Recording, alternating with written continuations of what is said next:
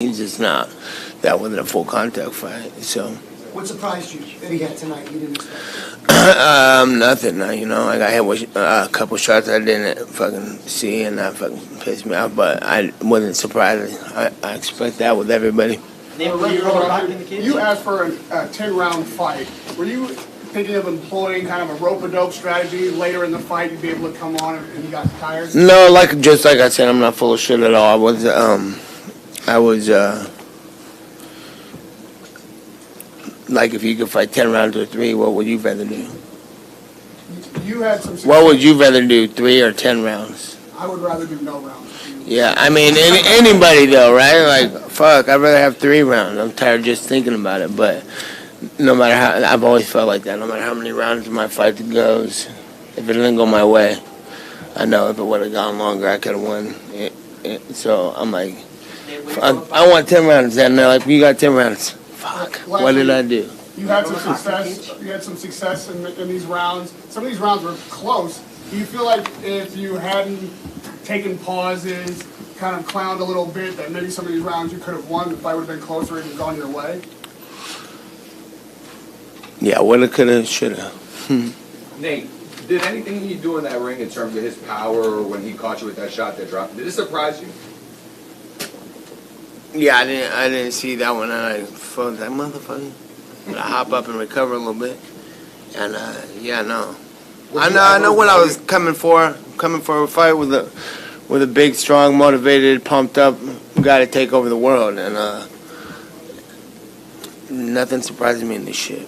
Were you ever worried that he could continue that on and you were going to drop it again, or you were like, nah, I got this, and you felt? No, he better. I just was like, he better.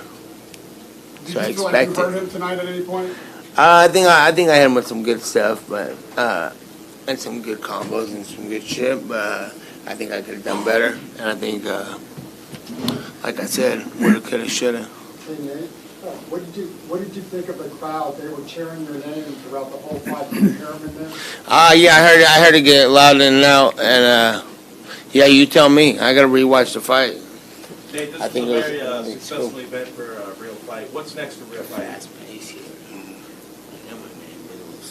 Everybody's very excited. Yeah, what was the It was a question? pretty successful event. I heard the gate was the second highest in American Airlines history. What's next for Real Fight? Real Fight.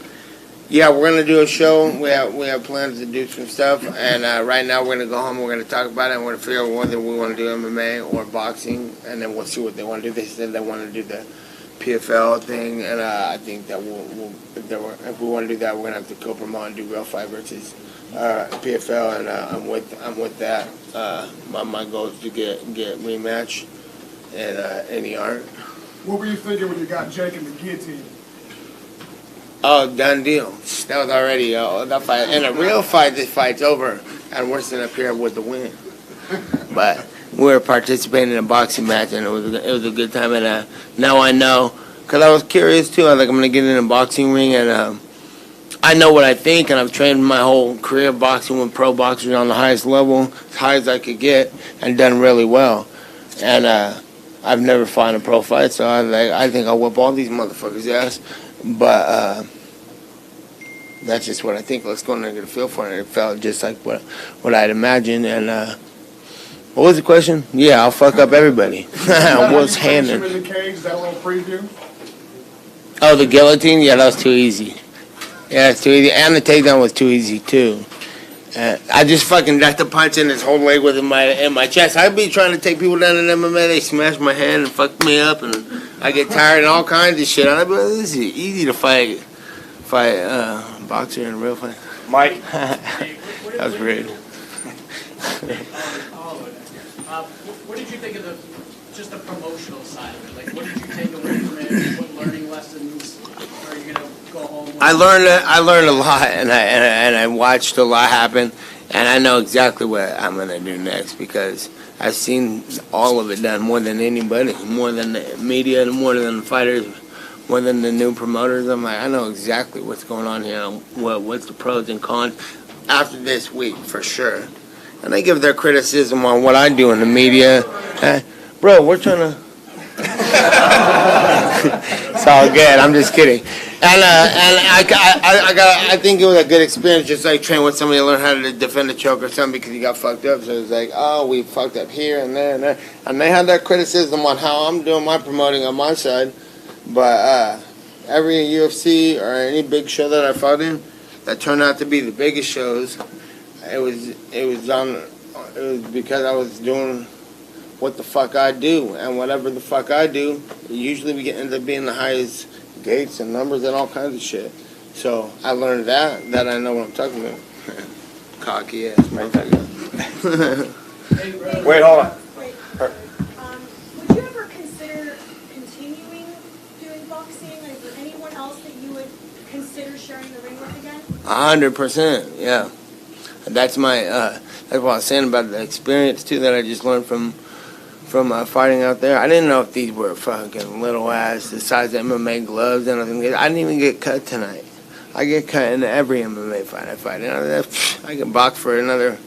I don't want to go get my, you get brain rattled by some good people, but Like a name, anyone you would. I have nobody now, but I'm sure I'm gonna go home and hear criticism and see people fight and see.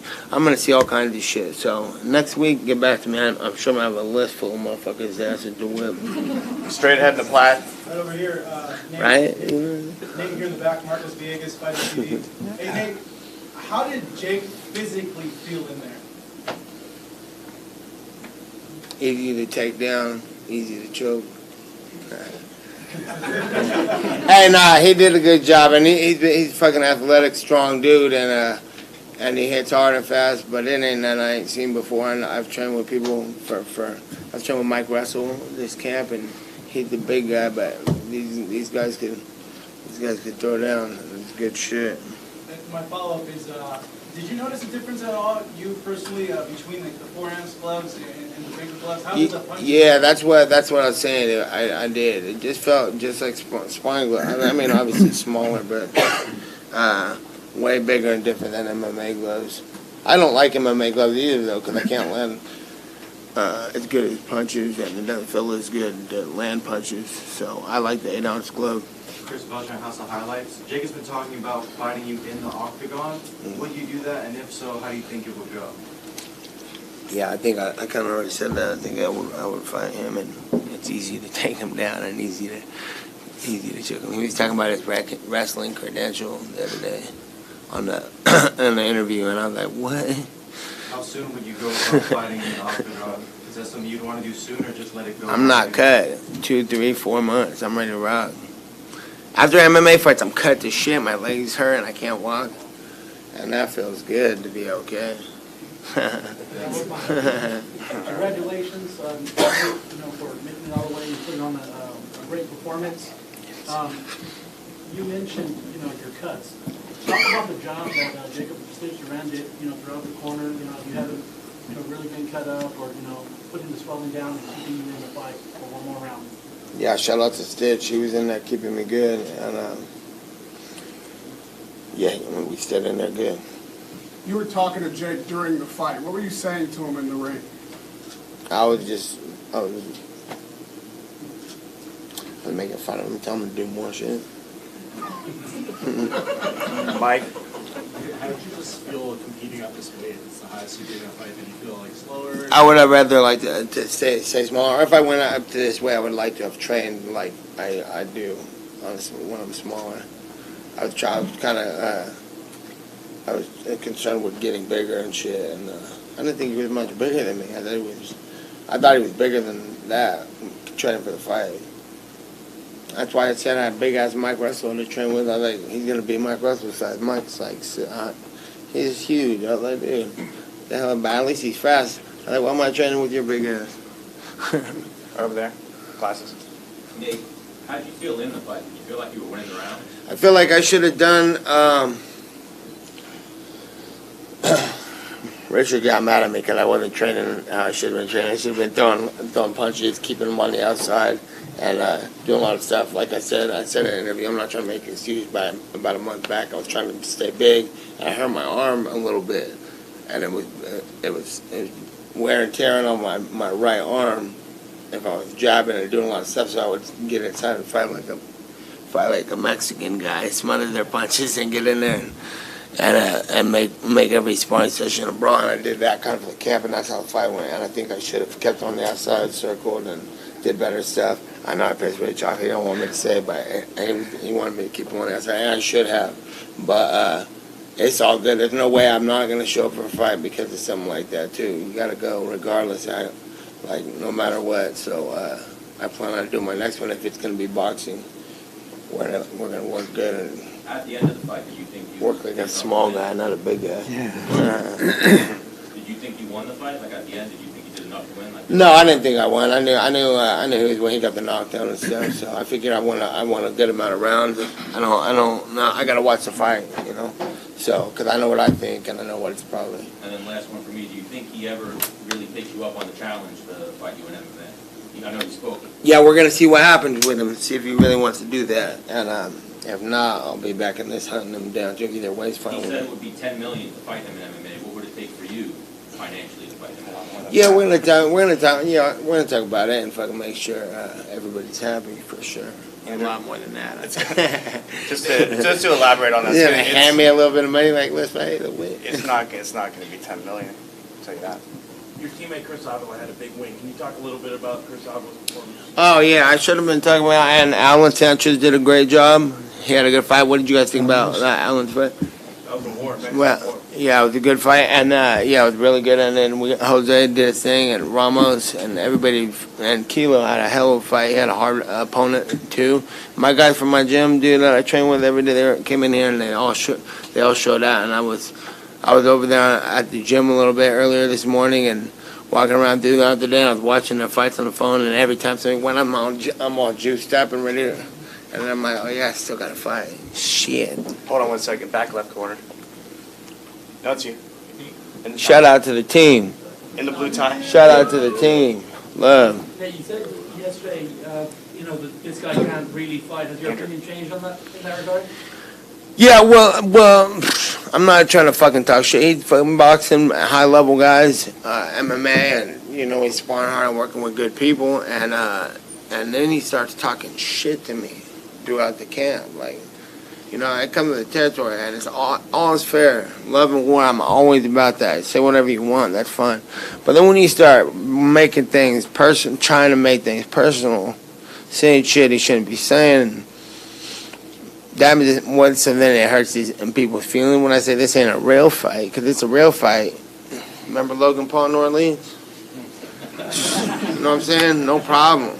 This is not a real fight to be talking to me like that. This is a boxing competition. So that's what I meant by he can't really fight, So it's not overly disrespectful when, you know what I'm saying?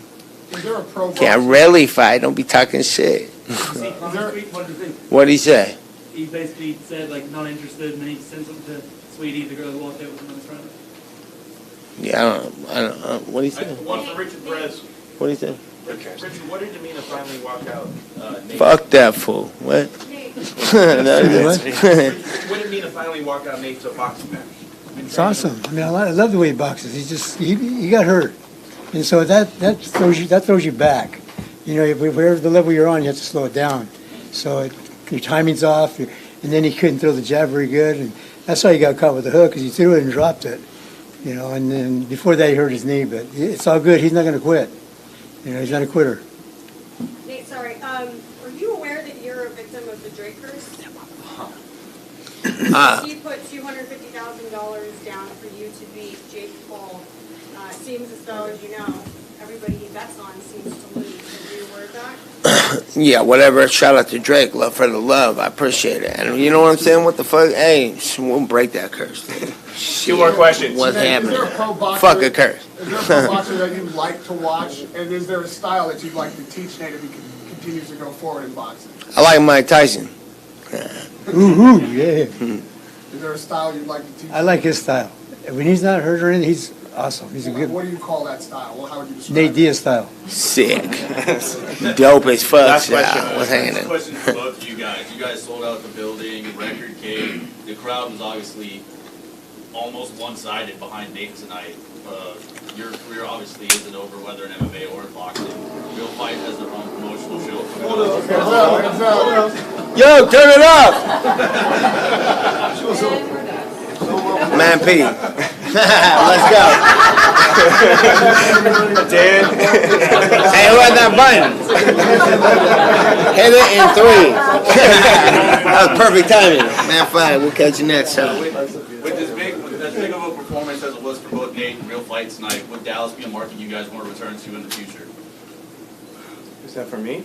For both of you guys. I'll start, absolutely. I mean, we got so much love here all week. I mean, from the beginning, as I said before, we've been to other boxing shows similar to this, MVP shows that were great opponents, but nothing like this. This was an event. This was a boxing show, and it was sold out and it made news. And I asked you, who did make news become? I mean, great co-promotion, but it's because of what Real Fight's doing. It's because what Nate's doing is the power of him. That's why the crowd was the way it was, and that's why the build-up is the way it was. That's why the social media was because of the way it was. So, you know, I'll let Nate answer too, but, you know, when he said we're here to take over, I mean, this is what it looks like tonight. So we're here. So just following up on that, you know, there were tickets available for the UFC event. There were none left here. It looks like we were selling, or this event rather, was selling at something like 450% higher or something like that than the UFC. What do you think it says about Nate's draw power that the UFC was not selling out while he was somewhere else and it was? I don't think it's a competition. You know, I think both organizations can do really well. Got a lot of love for the UFC. You know, and tonight was, you know, a great night with a long build-up for a fight that people wanted to see. And I think everybody can coexist, including Real Fight, on the grandest stage. Thank you. All right, we're going to go. Hey, shout out to the team, Jose Gual, Romulo, Kilo, Real Fighting, Chris Avila, Alan Sanchez. Shout out to the team, and I appreciate the Nick Diaz Army, everybody coming rock with me. It's love, and shout out